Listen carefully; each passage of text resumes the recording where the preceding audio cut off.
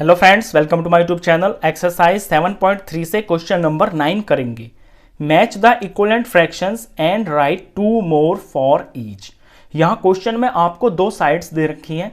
Left side में 1 2 3 4 5 इस तरह के नंबर्स के साथ में फ्रैक्शंस दे रखे हैं और राइट साइड में A B C D E यहाँ पे कुछ फ्रैक्शंस दे रखे हैं। आपको इनके अंदर जो इक्विवेलेंट फ्रैक्शंस है ना, उनकी मैचिंग करनी है। तो लेफ्ट साइड में फ्रैक्शंस बड़े नंबरों के साथ में लिखे हुए हैं और राइट साइड में ये छोटे नंबरों के साथ लिखे हुए हैं। इट मीन्स ये जो राइट साइड है ये लेफ्ट साइड वाले फ्रैक्शंस की लोएस्ट फॉर्म में लिखी हुई है। तो हमें मैच करना है कि इसमें कौन इक्विवेलेंट फ्रैक्शंस हैं और उसके बाद हर एक फ्रैक्शन के दो अपने पास से इक्विवेलेंट फ्रैक्शंस भी लिखने हैं। तो चलिए फर्स्ट से शुरू करते हैं। फर्स्ट नंबर है लेफ्ट साइड में 250/400। अब पीछे पीछे जब जीरो होता है तो वो तो वैसे ही कट जाता है क्योंकि ये 10 से डिवाइड हो गए हैं दोनों नंबर्स। तो इसको छोटा करके हम 25/40 लिख देंगे। अब 25 और 40 ये दोनों 5 के टेबल में आते हैं। तो इन दोनों को हम जब 5 से डिवाइड करेंगे तो 5 5 जार होता है 25 और 5 8 जार होता है 40। तो ये 5/8 हो गया। अब 5/8 आगे तो कटेगा नहीं क्योंकि ये दोनों सेम नंबर किसी सेम नंबर से डिवाइड नहीं हो सकते हैं। तो इसकी ये सिंपलेस्ट फॉर्म हो गई है। अब इस 5/8 को हम राइट साइड में देखेंगे कि ये कहाँ पे है। तो 5/8 मेरे को यहाँ डी पे दिखाई दे रहा है। इट मीन्स इसकी जो मैचिंग है वो डी से होगी। ये रहा 5/8, ये मैंने इससे मैच कर दिया 5/8। अब इतना काम तो कर दिया। इसके बाद आपको इसके अंदर दो अपने पास से भी इक्विवेलेंट फ्रैक्शंस लिखने हैं। तो दो मैं यहां पे ब्रैकेट में लिख देता हूं। इक्विवेलेंट फ्रैक्शन मतलब किसके इक्विवेलेंट फ्रैक्शंस, ये जो आपको यहां पे दे रखा है। तो मेरे को एक तो यहां पे 25/40 ही दिखाई दे रहा है, ये लिख सकता हूं मैं। दूसरा ये जो 5/8 आया है, इस 5/8 को मैं किसी सेम नंबर से मल्टीप्लाई करके एक इक्विवेलेंट फ्रैक्शन बना सकता हूं। तो मैं अगर इसको 2 से मल्टीप्लाई कर देता हूं ऊपर नीचे दोनों जगह, तो 5 2 जार 10 हो गया और 8 2 जार 16 हो गया। तो एक तो ये हो गया इक्विवेलेंट फ्रैक्शन और दूसरा ये हो गया। ये मैंने पहला कर दिया है। अब सेकंड पार्ट देखिए, 180 डिवाइडेड बाय 200 अपॉन में 200 है तो 0 से तो 0 कट जाएगा। बचा क्या, ऊपर 18 नीचे 20। ये दोनों के दोनों 2 के टेबल में आते हैं तो इन्हें 2 से डिवाइड कर देंगे। 18 को 2 से करेंगे तो 9 आएगा और 20 को 2 से डिवाइड करेंगे तो 10 आएगा। 9 और 10 किसी सेम टेबल में आते नहीं हैं, ये इसकी लोएस्ट फॉर्म हो गई है। इसे मैं इधर देखता हूं तो ये मेरे को यहां पे ई पार्ट पे दिखाई देगा, तो इसकी मैचिंग हो जाएगी ई पार्ट से। अब इसके भी मेरे को दो इक्विवेलेंट फ्रैक्शन लिखने हैं, वो मैं यहां पे ब्रैकेट में लिख देता हूं। तो एक तो मैं यही लिख सकता हूं 18/20।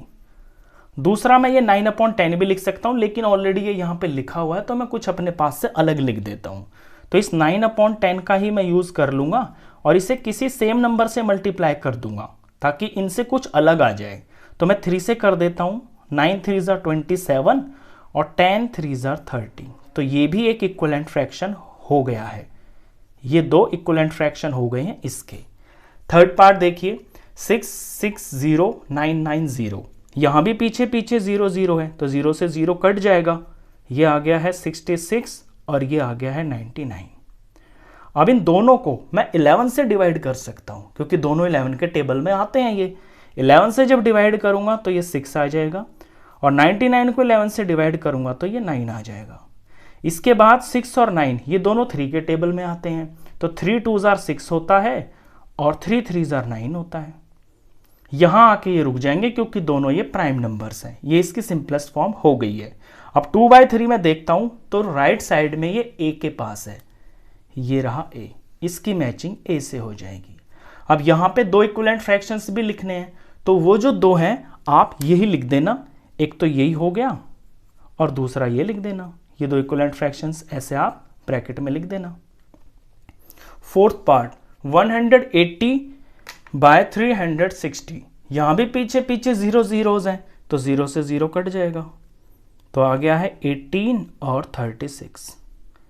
अब ये दोनों के दोनों 2 से डिवाइड हो रहे हैं क्योंकि पीछे 8 और 6 है।